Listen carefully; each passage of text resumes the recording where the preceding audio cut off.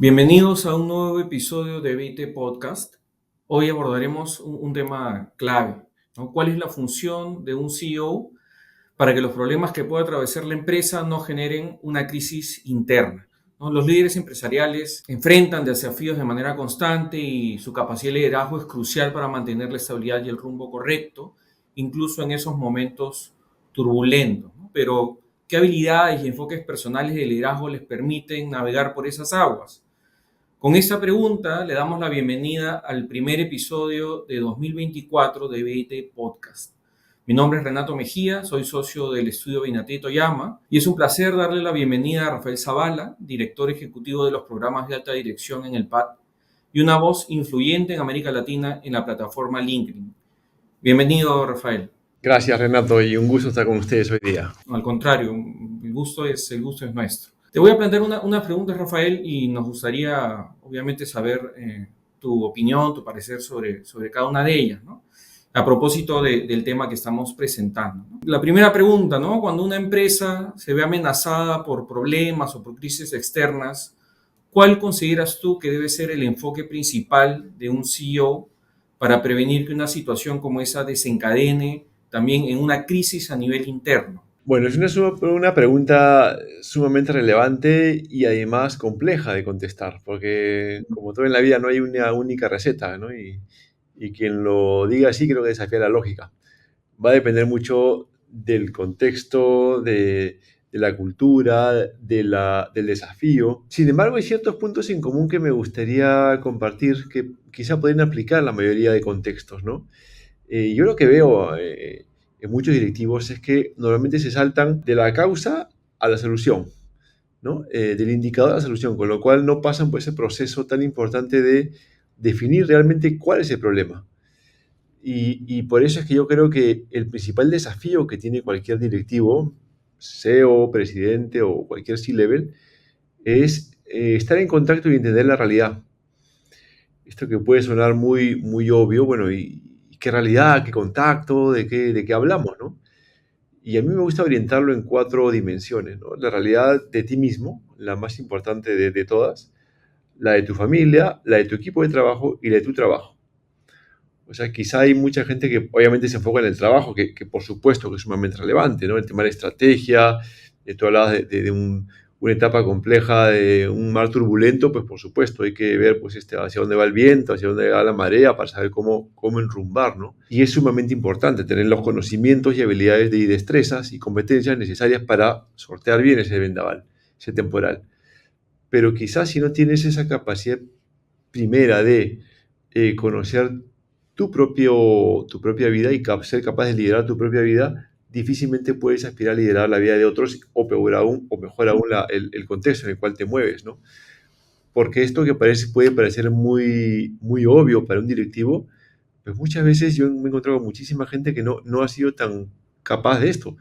Darte cuenta realmente qué haces bien, qué haces mal, cuándo pedir ayuda, cuándo no, cuándo te hace falta conocimiento o qué capacidad tienes tú para compartir o convencer lo que quieres decir a tu equipo para que se haga cierta estrategia. Entonces yo partiría de esa premisa fundamental de estar en contacto y entender la realidad como principal desafío para cualquier directivo hoy en día para sortear con éxito el vendaval que nos toca vivir en este país, ¿no? El primer paso, dirías tú, para ser un buen líder es el autoconocimiento, o sea, saber cuáles son tus fortalezas, cuáles son tus debilidades, como bien dices tú, qué necesitas, en qué momento necesitas pedir ayuda. Sí, sin duda. Yo creo que se habla mucho de transformación digital hoy en día, por un ejemplo. Pero un paso previo a este es la transformación cultural. Digamos, sin esta no hay. Y la transformación cultural no es más que una colección de transformaciones personales. Vale decir qué capacidad tengo yo para cambiar y para mejorar en la gestión de lo que estoy haciendo. Y esto no va de poner post-its de colores en la ventana, ni irte a tomar cerveza en jeans en tu oficina, no, porque se suele confundir una cosa con otra. Esto va de cambiar de hábitos. En el fondo, esto es un tema de hábitos. Y para cambiar de hábitos, lo primero que tienes que identificar es lo que acabas de decir. Oye, ¿qué hábitos tengo que cambiar para, en este caso, liderar mejor la compañía? Veo mucha gente gerencial que tiene el ego en el cielo, con lo cual cree que los demás están equivocado si es la única voz cantante y a lo mejor no sacan las soluciones por eso. Entonces, yo creo que desde el autoconocimiento de saber en lo que soy bueno, mis limitaciones, dónde pido ayuda, a quién, en qué momento, podré sortear mejor los desafíos que nos vienen en la vida. ¿Y qué otros rasgos o habilidades consideras clave para el liderazgo, ¿no? Con el que debe contar un CEO para poder precisamente guiar a su equipo y a su empresa, a su organización en momentos difíciles? Digamos, yo siempre digo, el primer liderazgo, el más importante de todos, es el que tienes sobre tu propia vida. De este no se suele hablar mucho en realidad. La palabra liderazgo de por sí te lleva a inspirar a otros, que por supuesto, yo creo que liderar es sacar la mejor versión de la gente que tienes a tu cargo. Sin embargo, no vas a ser capaz de sacarla si no aprendes primero a liderar tu propia vida. Y como elemento fundamental para esto, lo que acabamos de comentar, ¿no? El autoconocimiento. El problema no es tener debilidades, que todos los tenemos, todas las tenemos. El problema es ignorarlas, porque si no, no sabes en qué cambiar, no sabes cómo gestionar. Y esto va de hacer un poco de arqueología interior y darte cuenta realmente qué te hace falta para mejorar, ¿no? Y solamente cuando encuentras tu brújula interna, ahí ocurren cambios. O sea, no te cambias si no te conoces. Y ahí, recién ahí, una vez que entiendas esa realidad y aprendas a liderarla, puedes aspirar a liderar a otros. Y esto va de, básicamente, a mí me gusta verlo con 4 pasos, ¿no? Conocer, motivar, querer y exigir. Y reforzar, en fin, 5, ¿no? Yo creo que no puedes exigir, que en casos complejos como este hay que exigirle mucho al equipo, no puedes exigir si no tienes esa comunicación fluida, que yo le llamo querer, llámale lealtad, engagement, en fin, a mí me gusta querer porque la palabra implica preocuparte por el otro. No puedes querer si no hay una motivación de la otra parte, no hay una química, con lo cual, paso previo, motivar. Y no puedes motivar si no conoces a tu gente. Porque a lo mejor a uno le motiva aumento de sueldo, a otro que lo hagan gerente y al otro que le den flexibilidad horaria. No lo sé. Entonces, por eso que trato de que cuando hablo del liderazgo, un directivo tenga en cuenta estas 4 etapas, ¿no? Pero en este proceso de exploración interna, ¿no? que comentas, que a su vez nos sirve para, de alguna manera, proyectarnos en el otro, identificar también sus intereses, uno, me imagino, también pasa en ese proceso, por etapas de vulnerabilidad, ¿no? Porque empiezas a identificar tu lado débil, ¿no? Eh, debilidades, algunas brechas que deberías cubrir. Es importante para un CEO presentarse como vulnerable frente a su equipo, porque cuando comentabas, perdón, cuando te preguntaba qué competencias debería tener un CEO para liderar frente a una crisis, mientras preguntaba yo pensaba en el temple, el control, ¿no? Demostrar confianza. Pero es importante que, que tú te demuestres como CEO también vulnerable o en todo caso que tu equipo sepa o entienda que como CEO o como líder también puedes cometer errores, también puedes ser vulnerable. Sí, por supuesto. Yo creo que, por un lado, un SEO tiene que proyectar una imagen de credibilidad, confianza, alguien que te inspire. Y claro, si eres un manojo de nervios, probablemente no proyectes esa imagen. Habiendo dicho eso, creo que también es importante esa cercanía en la cual te vean, sí, pues es un tipo que como todos sabe más que nosotros y por algo está en ese puesto, pero también como todos, le hacen falta muchas cosas, ¿no? Y puede estar, bueno, somos robots finalmente, puedes estar nervioso, puedes estar dubitativo, quizás no sepa de ciertos temas, ¿no? Hay una palabra de mí que me gusta mucho que se llama no sé, y cada vez la uso más. ¿Por qué? Porque cuando uno te pone una cosa y dice y no la sabes, pues es mejor decir no sé. Porque lo que proyectas en otra persona, oye, qué interesante, ¿ah? Porque si este sabe, dice no sé cuando no sabe, pues seguramente cuando hable tendrá algo interesante que decir. Yo tengo un balde mental acá en mi cabeza que donde meto todas las cosas que no sé, pues están adentro de ese balde. Entonces, si alguien me pregunta algo que no sé, digo, bueno, no sé. Efectivamente, diré, bueno, si es un tema que debería saber, bueno, no sé, pero, en fin, voy a aprender, voy a preguntar, en fin. Pero es otra forma de mostrar vulnerabilidad porque al final te genera esa confianza. Tenemos una suerte de directivos que practican la incontinencia verbal de una manera brutal. O sea, se ponen a hablar de temas que ni siquiera saben porque escucharon un tuitero de turno o porque la ideología de turno dice eso y claro, con una capacidad de análisis cero tienes capacidad para repetir lo que dice alguien más que te sonó que podría ser. Entonces, yo en esos casos prefiero mil veces, le llaman la vulnerabilidad, pero en el fondo, sí, pues, o sea, yo puedo ser muy bueno en esto y en lo otro, nada. O pedirle al equipo que me explique, o a veces disculparme ante el equipo porque he dado una norma que estaba mal. Como te digo, cuidando mucho de no cruzar la línea tenue en la cual, claro, este tipo, claro, nos lidera, pero mira, no sabe lo que habla, se equivoca todo el día. En ese caso, probablemente ya inicie la cuenta regresiva el directorio, ¿no? Y ya si tus no sé son cada vez más seguidos, en fin. Pero es una línea en la cual sí creo que es importante mostrar esa vulnerabilidad porque te da mucha cercanía con la gente. Y me imagino que reconocer tus limitaciones también hace que, o sea, te da mayores posibilidades de construir un equipo que con sus fortalezas te haga más fuerte a ti como líder. Sí, porque al final es el ejemplo que tú le das al equipo.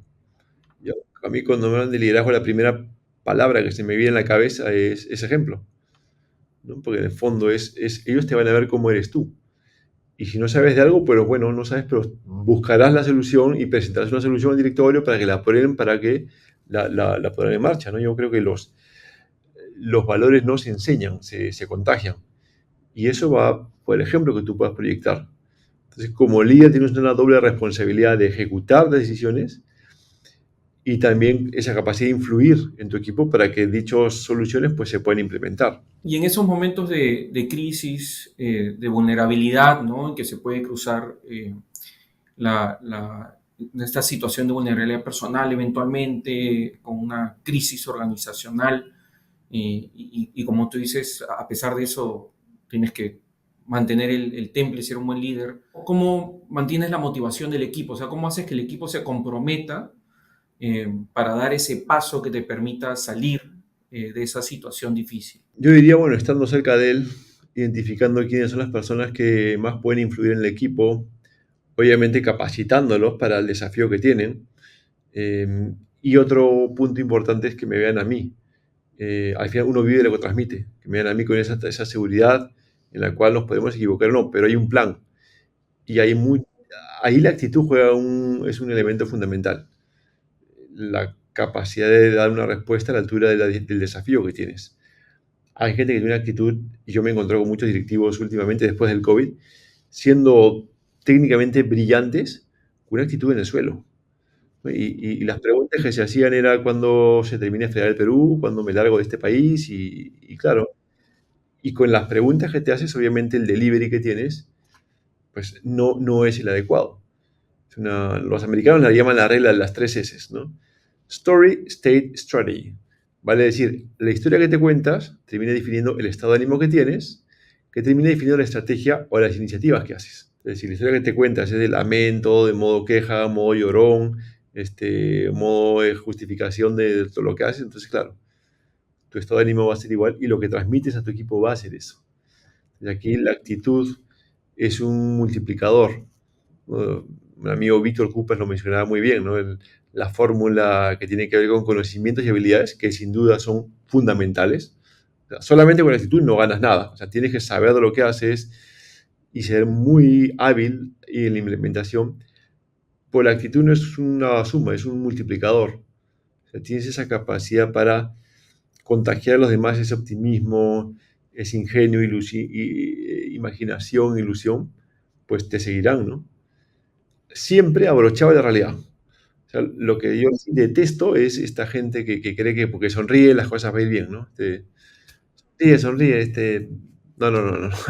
Con sonrisas quiebran las empresas. Yo creo que hay que sonreír, sí, pero si has hecho tu tarea antes. Has definido una estrategia, has viajado al futuro, has visto las posibles contingencias, con lo cual tienes plan de salida, plan A, plan B, plan B.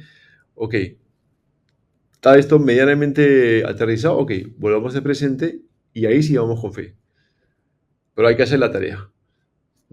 La irresponsabilidad, no, el don't worry, be happy, eso es un lema para imprudentes, ¿no? Me parece súper valioso algo que has comentado hace un momento, que es que los valores se contagian, ¿no? Y probablemente, no, probablemente, de hecho, en esas situaciones de crisis, eh, una de las primeras cosas que se ven confrontadas son los valores de las organizaciones, ¿no? Entonces o sea, qué importante es que tu equipo esté alineado a los valores para poder salir de la crisis y que esta no, más bien no te afecte internamente, ¿no? Entonces, esto que has comentado de que los valores se tienen que contagiar, a propósito del ejemplo que tienes que dar como líder, me parece súper valiosa esa reflexión. Como en la familia, yo creo que a mí el mejor consejo que me dieron para, digamos, para criar a mi hijo, me quieres criar bien a tu hijo, bien, trata bien a tu esposa. O sea, al final tu hijo va a aprender de lo que tú haces. No hace falta que le diga lo que tiene que hacer, que lo vea en ti. Bueno, lo mismo pasa en el trabajo, ¿no? Vamos todos, sí, esto que lo otro, hay que ser riguroso, hay que trabajar mucho. Perdón, ¿tú me dices que hay que ser riguroso? ¿Tú me dices que hay que trabajar mucho? ¿Tú, que yo conozco todo lo que tú haces de fuera del trabajo? O sea, ¿con qué autoridad podemos decir ciertas cosas que queremos que se hagan si no las ven en nosotros? Eh, Por eso es que yo vuelvo al tema del ejemplo, ¿no? Para mí ese es fundamental en cualquier líder. Sí, totalmente de acuerdo. Quisiera hacer una dinámica breve contigo, si te sientes cómodo, soltarte algunas palabras y que nos compartas alguna reflexión sobre estas. ¿Está bien? ¿De acuerdo? A ver, empecemos con la primera. Liderazgo, Ejemplo, resiliencia fuerza de voluntad, e inspiración. inspiración, querer a otros. Genial. Gracias, Rafael, por tus valiosas ideas. Y para finalizar, permítame hacerte una pregunta adicional, ¿no? Desde tu experiencia, ¿qué recomendaciones le darías a los CEOs para cultivar un liderazgo personal sólido que les permita ser faros, ¿no? Para salir de estos momentos que pueden ser inciertos o eventualmente turbulentos? Algo que me ha funcionado a mí es perseguir hábitos en la vida. Yo creo que nadie cambia con una charla como estas, ni con un libro, ni con un video, ni con en fin, un audio. Yo creo que las personas cambiamos cuando los conceptos van a la cabeza. O sea, entiendo la importancia del liderazgo personal, por otro ejemplo.